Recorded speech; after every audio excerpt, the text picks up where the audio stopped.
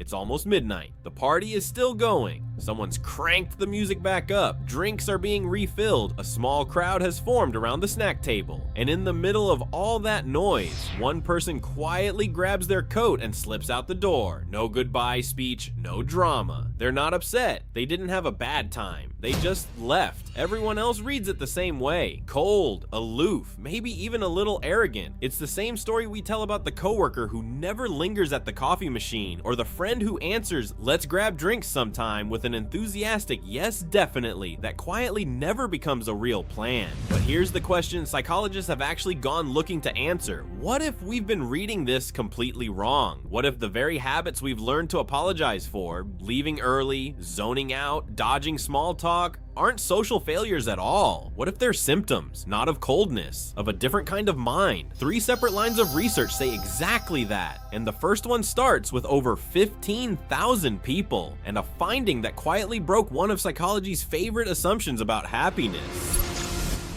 Chapter 1.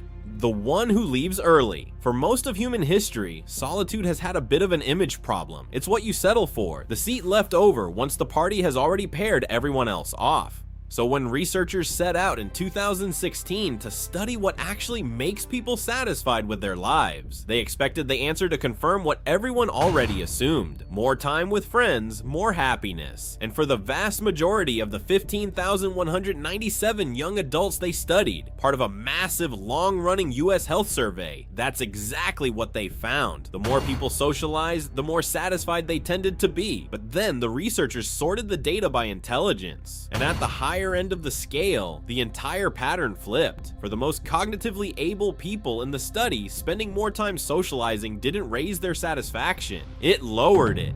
That result sounds like a contradiction, until you consider what the researchers think is actually going on. They call it the Savanna Theory of Happiness, the idea that a lot of our psychological wiring evolved for a world that no longer exists. One where staying close to the group meant staying alive. Most of us still respond to that old wiring, but highly intelligent people, the theory goes, are simply better equipped to override it, to chase long-term goals and adapt to new situations without needing constant reassurance from the tribe. For them, an evening alone isn't a consolation prize, it's an open floor plan. And there's a reason that floor plan gets used so productively. When the brain is freed from the work of managing a room, reading faces, tracking conversations, performing the right reactions at the right time, a different network quietly switches on. Neuroscientists call it the default mode network, and it's responsible for reflection, imagination, and the kind of loose associative thinking that stitches a day's scattered experiences into something coherent. It's the mental equivalent of a factory floor going quiet after hours, so the real reorganizing can finally happen. So the person who leaves the party early isn't malfunctioning socially, they're just running on a different kind of fuel. But solitude isn't the only habit that gets misread this way, because the same misunderstanding happens even when someone is sitting right across from you, apparently listening. Chapter 2. Gone, but still in the room. You've probably done this to someone, or had it done to you, mid-conversation, mid-meeting, mid-anything. A person's eyes glaze slightly, their face goes somewhere else, and when you ask if they're okay, they blink back into the room a beat too late. Sorry, I zoned out. It usually gets treated as a small failure, a lapse in attention, and accidental rudeness. But neuroscience has spent the last 2 decades building a very different case for what's actually happening in that moment. Mind wandering, the term researchers use for this spontaneous drift away from the task in front of you, turns out not to be an absence of thought at all. It's a different category of thought, and one tied to some genuinely valuable outcomes. Stronger working memory, sharper creative problem solving, and something 2025 research calls incubation, the brain's habit of continuing to work on a problem underneath conscious awareness, then handing you the answer later, often when you least expect it. It's why the solution to a stuck problem tends to arrive in the shower, or on a walk, or in the middle of a conversation about something else entirely. The mind never actually left the problem, it just stopped waiting for permission to keep working on it.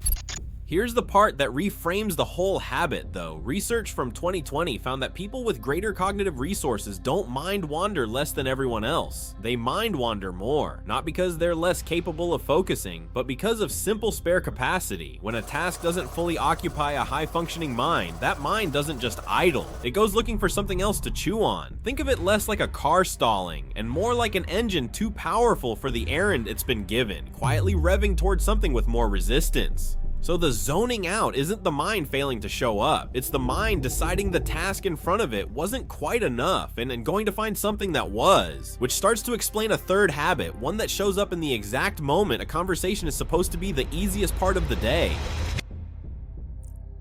Chapter 3. The weather isn't the point. Picture the standard 15 seconds of small talk. The weather, the traffic. Any big plans this weekend? For most people, it's social lubrication. Low stakes, easy to run on autopilot. For a certain kind of mind, it can feel almost physically uncomfortable. And for a long time, that discomfort got chalked up to arrogance. Like the conversation simply wasn't good enough for them. But research tells a more specific story. Scientists found that people who reported higher well-being and stronger social cognitive functioning weren't just having fewer trivial conversations. They were measurably less satisfied whenever they got stuck in one. The shallowness itself registered as a kind of loss, almost like being handed the first 10 pages of a book they'd already read 100 times. That reaction makes more sense once you look at how small talk actually works. It runs on scripts, well-worn, predictable, low on information. A mind built for pattern recognition processes those scripts almost instantly, which means there's nothing left to hold its attention. The conversation is effectively over before it's begun, even while both people are still technically talking. It's not that this person doesn't like people. Often it's the opposite. They're intensely interested in people, just not in the surface level version of them. Put that same mind in front of a question like why someone actually does what they do, or how two unrelated ideas might connect, and it comes alive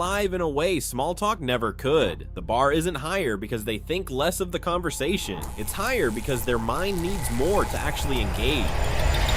Rewriting the story. So go back to that party. The person slipping out the door at midnight isn't rejecting the room. Their brain has simply run the numbers on what's left to gain from staying and decided the real work, the reflecting, the connecting, the recharging, happens better somewhere quieter. The same goes for the mind that drifts mid-conversation and the one that can't fake interest in the weather. None of it is a deficit. It's a different set of settings. A mind calibrated for depth that simply won't switch on for anything less. Maybe the real mistake was ever assuming that engagement has to look loud, constant, and easy to read. Sometimes the most engaged mind in the room is the one that already left it.